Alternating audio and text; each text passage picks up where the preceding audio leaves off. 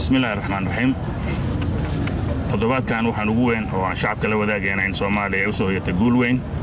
markii golaha ammaanka ee qaramada midoobay ay naga qaadeen cunaqabatayntii hubka ee dalka saarneed tan iyo bishii January 1992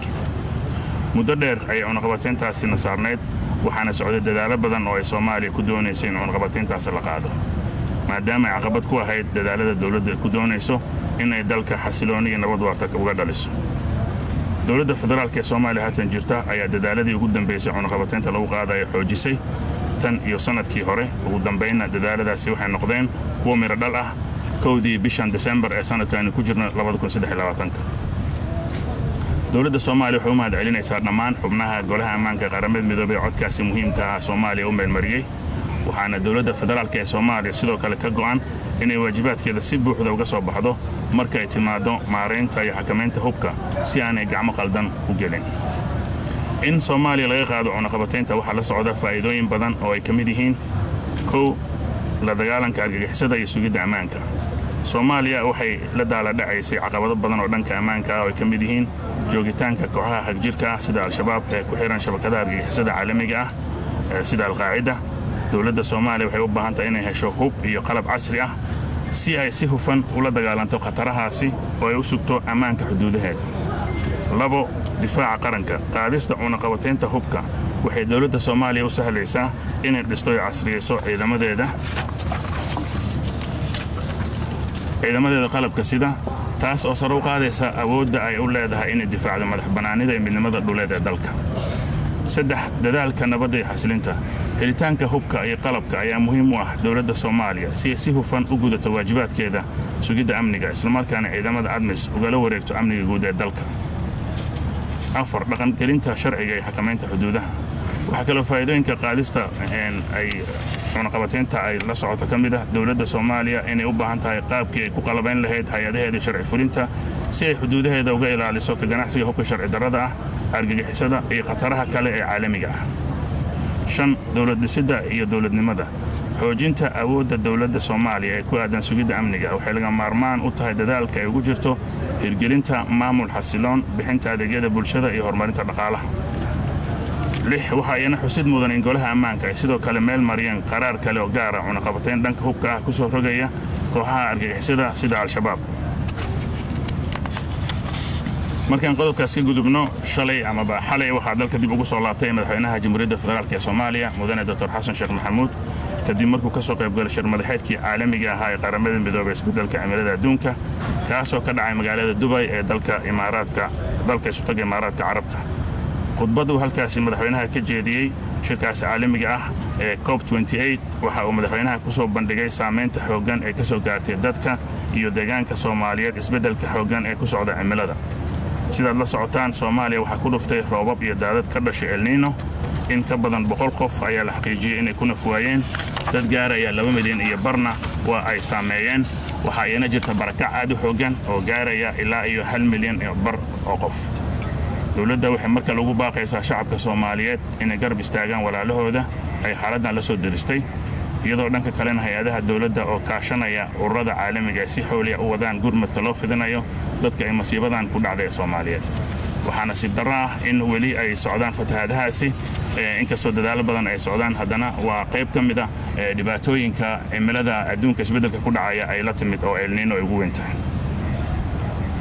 qodobka kale waxa ku saabsan yahay booqasho oo ra'iisul wasaaraha xukuumadda federaalka ee Soomaaliya mudane Xamza Cabdi Barre oo ku tagay magaalada Kismaayo ee dowlad goboleedka Jubbaland socdaalkaasi oo muddo dhowr maalmood qaatay waxa muhiimadiisu ahayd wasaarahana diiradda ku saaray kormeer gurmadka loo fidinayo kumanaan qof ay waxyeeleen fatahaadaha dalka ka jira oo sidaad ogtihiin ay jiraan kumanaan qof oo ka soo cararay ama ka soo barakacay deegaano badan oo goboladaasi ah soona galay magaalada Kismaayo halkaas oo dowladda iyo dowlad goboleedka Jubbaland iyo hay'adaha gargaarka ay isku dayayaan in ay gargaar gaarsiiyaan ama gurmad u fidiyaan waxa kale oo wasaaraha uu markale cadeeyay in dowladda federaalka Soomaaliya ka go'an tahay in si buuxda loogu gurmado dadka ay masiibadan saameysay wasaaruhu intuu halkaasi joogay waxa kale oo booqasho ku tagay degmada Afmadow oo ka mid ah deegaanada sida aadka u aafeeyeen fatahaadaha waxa kale intuu wasaaraha uu ku sugnaa magaalada Kismaayo xariga ka jaray dhowr mashruuc oo dawli ah oo loogu talagalay xoojinta maamulka iyo dowladnimada Soomaaliya dhanka kale qaybo badan oo dalka ka mid ah waxaa geesiyaasha ciidamada xoogga dalka Soomaaliyeed oo kaashanaya shacabka ay ka wadaan howlgallo military oo lagu baaxsanayo qawaariijta kuwaasoo guulo badan laga soo hooyay. howlgalla ciidanka xoogga dalka oo kaashanaya saaxiibada caalamiga ka fuliyeen tuulada Hilow Bacaad oo 80 kiiloomitir dhinaca koonfur galbeed ka xigta deegaanka Halgan ee gobolka Hiiraan ayaa waxaa la xaqiijiyay dilka qawaariij tiradooda gaarayso 60. waxaa kaloo ay howlgallo guulo leh ay ciidamada iyo shacabka ka fuliyeen gobolada Baay, Bakool, Galgaduud, Hiiraan iyo Shabeellaha Dhexe. dowladda federaalka ee Soomaaliya waxay shacabka la wadaagaysaa in howlgallada ka dhanka qawaariijta ay sii socon doonaan lana sii xoojin doono iyadoo weliba ay haatan jirto fursad ah marka Soomaaliya laga qaaday cunaqabataynta hubka in tayeynta ciidamadan ay la socon doonto taasna ay qayb weyn ka qaadan doonto in ciidamada tayadooda ay sare u kacdo isla markaana howlgallada la fulinayo ay noqdaan kuwo guulo badan laga filayo. isla dhinaca arrimaha amniga bishan aynu ku jirno 12keeda waxaa magaalada New York ka dhacaya shir madaxeed caalami ah oo arrimaha amniga looga hadlayo oo Soomaaliya arrimaheed looga hadli doono oo ilaa 26 dal ay ka qayb gali doonaan lana filayo in Soomaaliya halkaasi go'aamo aad u wanaagsan dhinaca amnigeeda la xiriiray ka soo baxaan gaar ahaan howlgallada socda iyo mustaqbalka amniga ee Soomaaliya ay sida ay noqonayaan qaybaha ciidamada ee Soomaaliya iyo howlgalladooda intaba. ugu dambeynna dowladda federaalka ee Soomaaliya waxay weli sii wadaa tallaabooyinka lagu xaqiijinayo amniga magaalada Muqdisho oo haatan muddo laga joogo sanad horumar weyn laga sameeyay sugidda amniga iyo xasiloonida magaalada caasimadda ah. waxaan u mahadcelinaynaa shacabka Soomaaliyeed oo mar walba taageero la garab taagan dowladda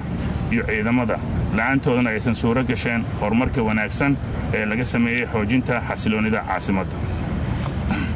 waa mahadsantiin.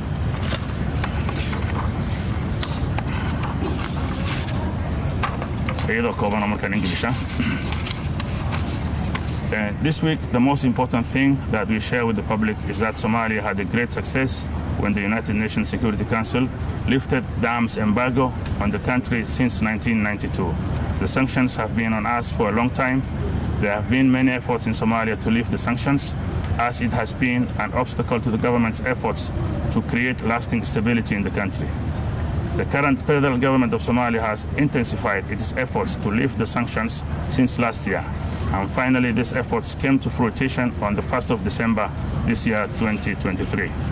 The government of Somalia is grateful to all the members of the United Nations Security Council who passed that important vote for Somalia. The lifting of sanctions on Somalia has many benefits, including counter-terrorism and security. Somalia has been struggling with many security challenges, including the presence of extremist groups such as Al-Shabaab linked to the international terrorist network of Al-Qaeda. The government of Somalia needs to get modern weapons and equipment to effectively fight these threats and secure its borders. National defense. The lifting of the arms embargo will enable the Somali government to build and modernize its armed forces, enhancing its ability to defend the country's sovereignty and territorial integrity.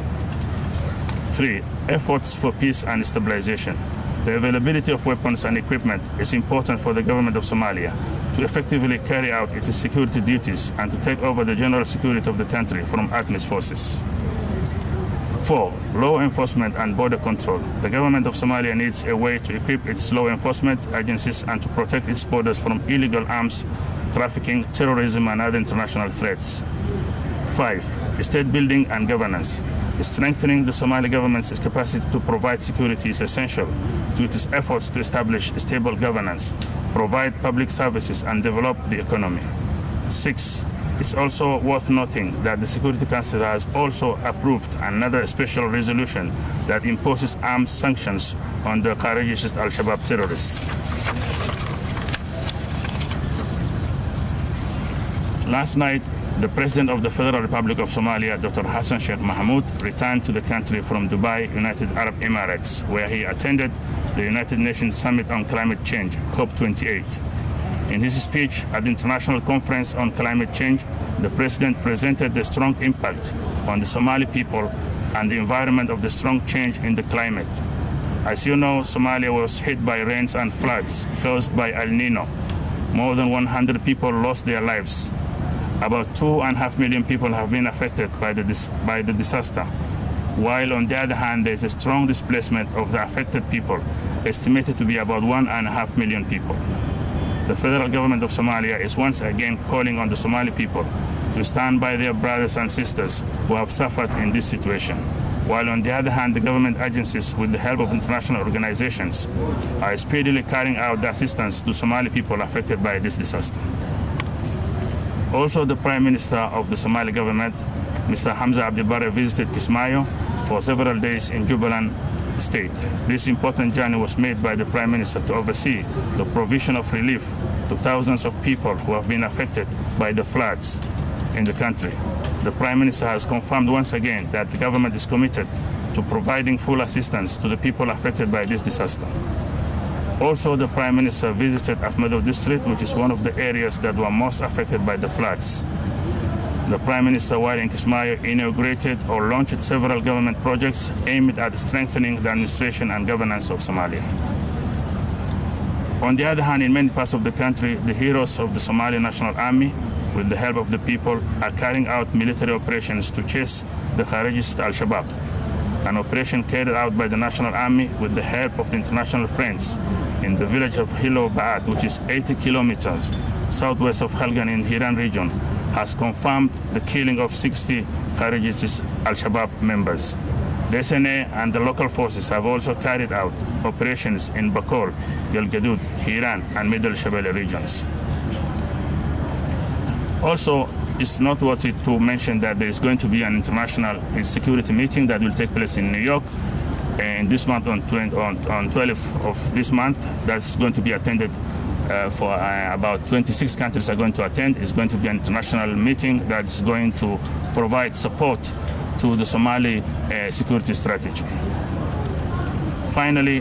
the federal government of Somalia is continuing to take measures to ensure the security of Mogadishu, and for a year now, great progress has been made in securing the security and stability of the capital city. We are grateful to the Somali people who have always supported the government and the military, and without them, the good progress made in strengthening the stability of the capital will not have been possible. Thank you very much. ساعة وزير مجاني وأنس محمد صومني في الصومالي كبر يا قصة شركة جريدة حكومة جريدة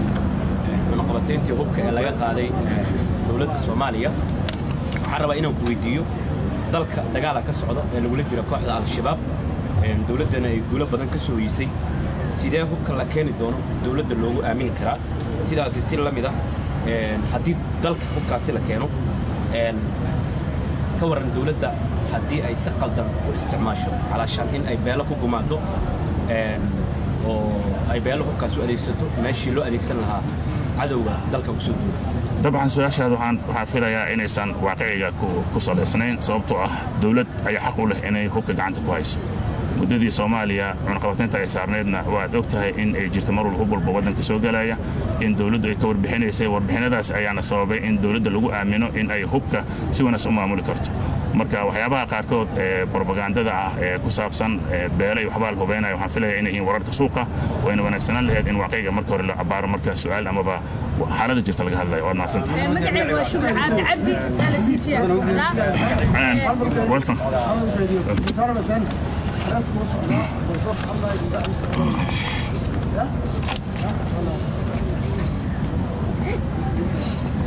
You will ask me. Bismillahirrahmanirrahim. Assalamu alaikum wa rahmatullahi wa barakatuh. I'm delighted to join my brother, His Excellency Dowlada Somaliya, Minister of Information, Culture and Tourism today to brief members of the press on the latest development in Somalia. As African Union, we are pleased to see Somalia's consistent and steady progress towards taking its place in the international community. The lifting of the 32 years long arms embargo on Somalia by the UN Security Council Resolution 2714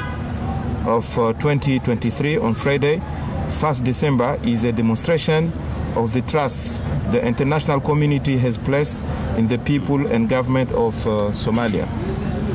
It is a accumulation of several years of sustained progress in Somalia's security reforms and serves as a recognition of Somalia's increasing readiness to take over security responsibilities from ATMIS and international forces. As we celebrate this momentous achievement, I'm reminded of the extensive international support for the lifting of the arms embargo on Somalia. You may recall that the international community from Mogadishu, through the Quartet and other fora, to our respective headquarters in Addis Ababa, New York, Brussels, and capitals advocated for this, as we collectively believe that the embargo was restricting the war against terrorism. So once again, I command the support of the Security Council member state, the European Union, the African Union Commission, African Union Peace Security Council, the A3, ATMIS, and the UK. More importantly, we believe that this decision would provide considerable opportunities for Somalia to acquire the requisite capabilities to further degrade and ultimately defeat Al-Shabaab and other armed opposition groups, and those adding safeguarding Somalia's sovereignty and integrity. I would like to highlight that SNA and ATMIS, for the last few weeks, they have been engaged to conduct jointly shaping and clearance operations against Al-Shabaab, mainly in the forest where Al-Shabaab they were heading themselves. With the embargo now lifted, I strongly believe that the international community will continue to assist Somalia to reinforce SSF capabilities throughout the transition process and beyond, in order to achieve lasting peace, security, and development in this lovely country. In line with today's theme, I would like to take this opportunity to celebrate an equally crucial milestone, which marks a historic step in Somalia's journey towards regional integration and socio-economic development. I therefore offer my profound and sincere congratulations to the government and the people of Somalia for recently joining the East African community. And on behalf of the African Union, I wish to reiterate our continued solidarity and applaud His Excellency President Hassan Sheikh Mohamud, the federal government, and the people of Somalia on the significant progress towards achieving the African Union's vision of an integrated, prosperous, and peaceful Africa. Last week, ATMIS, FJS, and UNSOS announced the resumption of the second phase of ATMIS troops withdrawal from Somalia, which will start and conclude by the end of this month. In compliance with the United Nations Security Council Resolution 2710 of 2023, we will draw 30,000 soldiers by handing over a total of 8 FOBs operating base to the Somali National Army. This step is crucial in the progression towards Somalia assuming full responsibility for its security. I want to confirm and reaffirm our unwavering commitment to the transition and drawdown process, ensuring we fulfill our mandate while also providing support for ongoing operations. We recognize the importance of balancing the drawdown with the need to maintain other vital operation, and our target is to exit Somalia, ATMIS to exit Somalia by the end of December 24. In response to the El Nino and this flooding, ATMIS has carried out comprehensive needs assessment to aid the federal government and various partners in their emergency relief initiatives. As part of these efforts, ATMIS forces have been actively distributing both food and non-food items to families impacted by the floods, with recent notable activities taking place in different federal member states.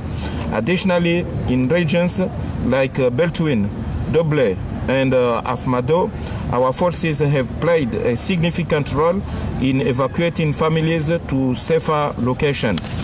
Working in collaboration with SSF, we are also committed to maintaining the security and safety of these affected communities. I would like to make an appeal to all stakeholders, including international partners, to extend their support to those affected by the recent floods, which have resulted in considerable property damage and tragic loss of life. We are looking forward to participating in the upcoming Somalia Security Conference in New York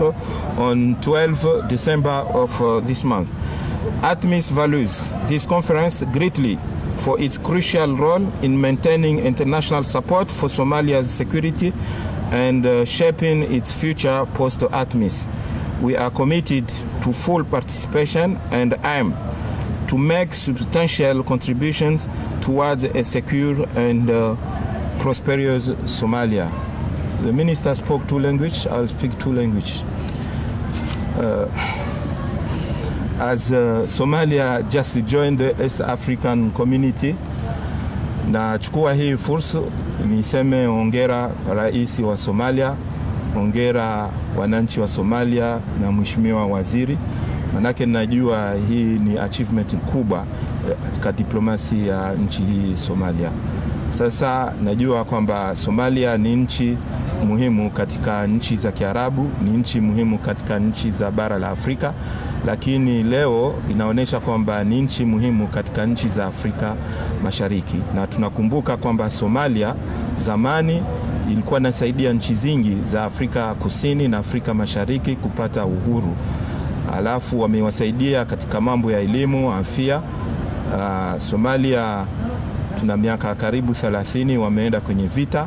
lakini leo wamejiamsha. Mambo yanaenda vizuri, tunaongea mambo ya demokrasi, tunaongea mambo ya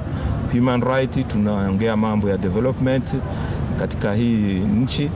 Kwa hivyo tunaona kwamba hii ni milestone pia kwamba Somalia wameingia kwenye